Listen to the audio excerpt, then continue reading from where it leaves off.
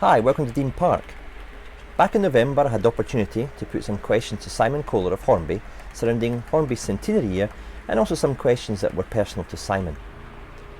This was done on behalf of the Warley virtual exhibition, which took place instead of the actual exhibition, which usually is held at the NEC in Birmingham. This video will allow you to see all the questions that I posed to Simon and his answers. If you'd like to have asked Simon a question, post that in the comments below, and you never know, it may come up in a future interview. Hope you enjoy the video. Cheers for now.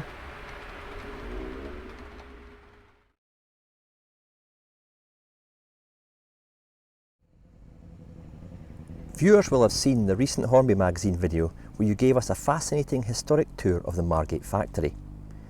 If you'd worked on the factory floor when Hornby were still producing products at Margate, what job would you have most liked to have done? Well, I have actually worked on the shop floor. We had a period in the 80s when we were working basically 24 hours, and so they asked a lot of the office staff after 5 o'clock if they could work through till 9 on the shop floor. So I was given various tasks.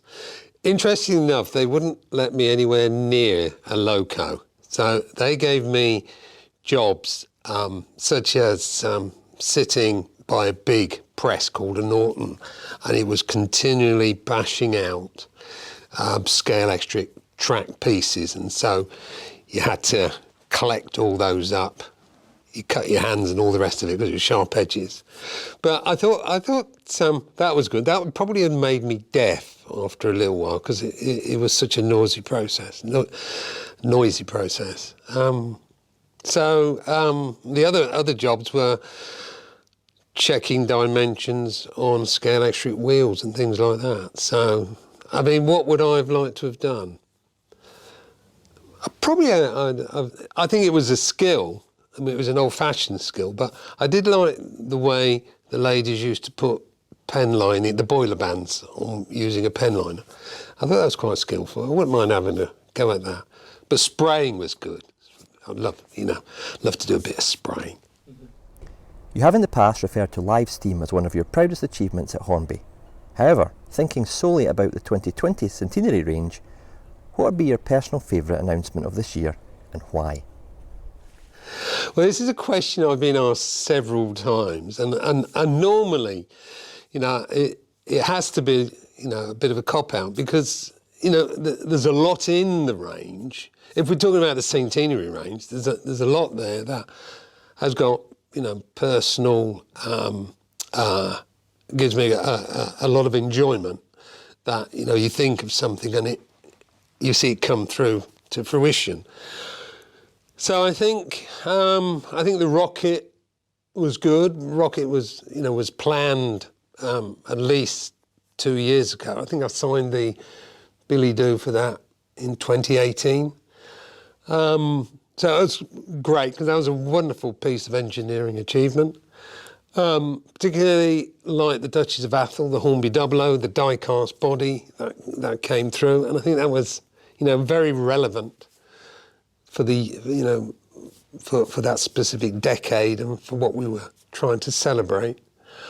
And of course the tin plate. I mean, that was that's a bit of a gamble. There's a lot of money you outlay there. It's not your traditional scale. So I mean that was good that he got picked up on. In fact, the whole range, whole selection got picked up on.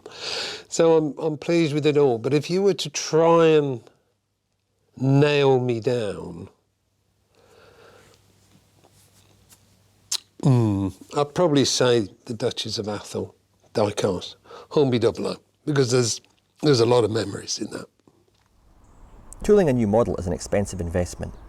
Can you give us a brief insight into what the tooling process involves? And how many years or runs can you realistically expect to get from a mould? And has there been any cases in the past where you've simply worn out a mould from constant or regular use?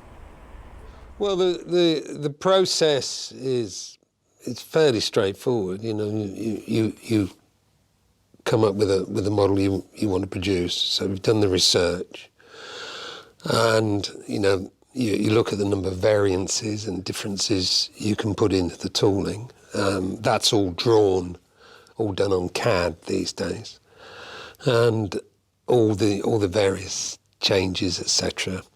And then those drawings are sent over digitally to the toolmaker, and they examine the drawings. They work out the tooling. We've given them an idea of the number of tools we're looking at, so they're aware of that, and then they piece their costs together, and then they ship them over to us, the costs. I then have to justify whether my market plan for the next few years will cover the cost of that tooling, and hopefully it does, else I'm in trouble. That's the simple process, and once that's done, we all sign the billy-do, and the tooling starts. We use very high-grade steel, low-cost steel. Really doesn't pay for itself. So if you pay for the best, you get the best shots. And the number of shots you can get off a tool, it runs into thousands and thousands before you start to have to make changes or clean the tool up or whatever, or even replace the tool. There will be tooling that does need replacing, but it'll be on something, where we shoot, thousands upon thousands. So it could be track tooling, it could be specific wagon chassis that we use a lot of. But because obviously we use, top grade steel, that doesn't happen very often. So Simon, would Hornby consider producing a range of 1 to 76 scale buildings specifically designed for British image model railways? This perhaps could be launched under the Airfix brand and would allow modellers to easily personalise kits to suit their own layout. Yeah, I think actually Airfix did that back in the 50s. I think I have tried it over the years, and we did produce some plastic kits with Polar, which is now owned by Fowler, back in the 80s, early 90s. And they were quite popular to begin with. And then, costs got involved, etc. Now, strangely enough, those are now being produced and distributed by Gagemaster. So a lot of the buildings there are sort of modelled on houses and buildings that are in this area, this Thanet area. I'm always open to such suggestions and always happy to look at it, but at the moment I don't get the vibes. I think people these days, a lot of modellers these days, like to have such things probably finished. That's the impression I get. Now, I could be wrong, and I'm quite happy to be wrong. And if people want to write in and tell me I'm wrong, that's fine. But, one of the reasons I think Scaledale is so popular is because it's finished. Or it's finished to a level, and then a modeller can enhance it. But, it's out of the box and on the layout. The world of O-Gauge is growing in popularity, with a steady stream of ready-to-run models being produced.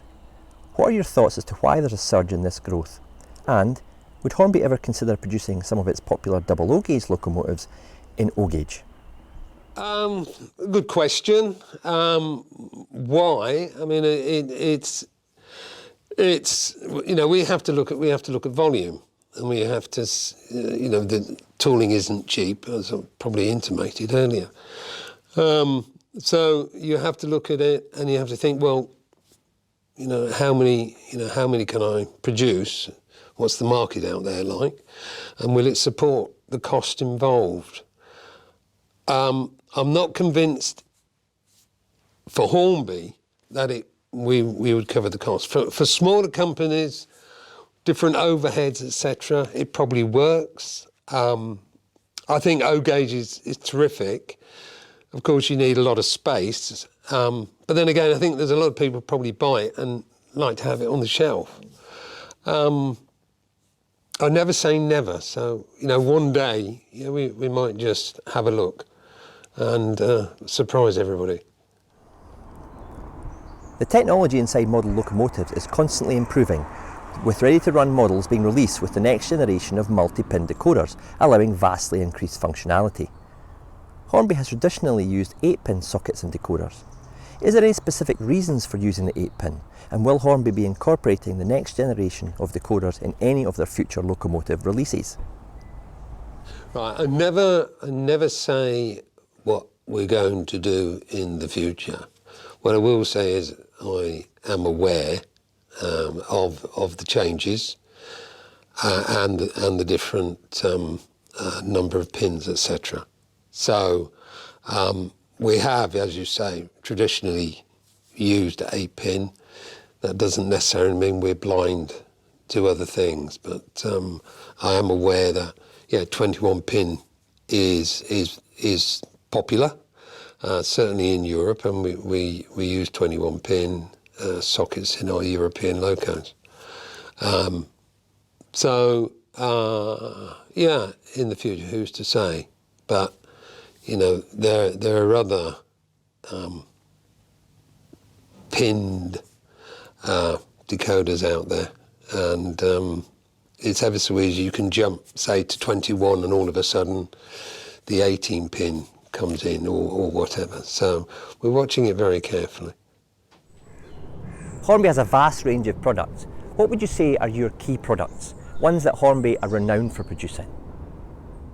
God, dear me, where do I start? I really don't know. I suppose, from a youngster's point of view, and judging by the popularity of Smoky Joe that we had in our collection, I suppose, people, think of Smoky Joe, their first little loco. Before Smoky Joe, it was a little 04 called Nellie, Connie, etc. Flying Scotsman of all different shapes, sizes and prices that we have produced. I don't know. I mean, there's if you were to ask, one particular loco that we'd be known for, probably would be Flying Scotsman, I would think. But of course, that's with everybody. It's not an easy. That's not really an easy question to answer. So I'm going to cheat and say, Flying Scotsman. But of course, we do have quite a few others. Well, thanks for all those answers, Simon. It always is fascinating to hear what you've got to say about Hornby and the wider hobby. The final question I'd like to put to you is, I'd like to have a think through the decades you've spent at Hornby. What decade or time would you pick out as being your favourite, and what would you pick out as being your least favourite? I think the favourite, or the favourite time, was probably now, because we're here to do a job, and we're progressing, and it is working. I don't think it's difficult to say what's the worst period or the worst decade, because I think life is full of learning. So it could be that I may not have been overly happy what was happening with the brand, and Hornby, from the railway aspect, has always been very precious to me.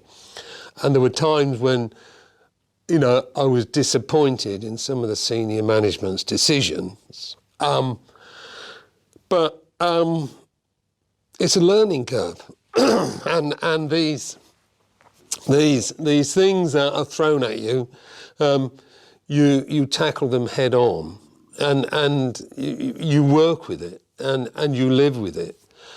and you do the best you can. I honestly, and I've said this on more than one occasion, I don't believe I've ever woken up in the morning and thought, I don't want to go to work. There have been times when I might have had sleepless nights. There have been times when I'd got a meeting the next morning I wasn't overly fond of, but I always had in the back of my mind, if it involved a particular chief exec or whatever, that person wouldn't be there forever. And you know what? They weren't. So, but no, I've not really had. I mean, it's been great. It's been learning. I've done so much, and people coming into this business now will miss all that sort of training. Now, you know, we were doing stuff before, you know, computers. In fact, I think I was the second person at Hornby to actually have a computer. And before then, if I was doing what we call line plans with all the figures, I'd have these great accountancy sheets which would be full of figures, and you'd change a figure and you have to rub it out, all done in pencil, rub it out, and then you'd have to put a new figure and then add it all up again and then turn over loads more pages and change the total and all the rest of it. And I was over the moon when we had this thing called Lotus 123, which was all on computer. And I could change this figure, press a button, and bang, it was, this is marvellous. But, I mean, that's just part of your education as you go through your work life. Selling dolls, I mean, you know, walking around in a busy toy fair, as I have done, carrying a doll that's crying and wetting, and talking to people, and you know, you could say, well, really? But you know, you were talking to people, you were communicating with people. People would pull your leg, but again, you know, it's part and parcel of the job, and you learn. You know, you take the rough with the smooth, I suppose, and make the most of it. So that's probably what I've done. But I love every minute, really. You know, some love more than others. Fantastic. Well, that's it for this video. I hope you've enjoyed it. I'd like to thank Simon and the team down at Margate for giving up their time to answer the questions in what is obviously a very busy centenary year for Hornby. This has been a production for the Warley Club Virtual Exhibition. I'm Dave Watson. Thanks for now.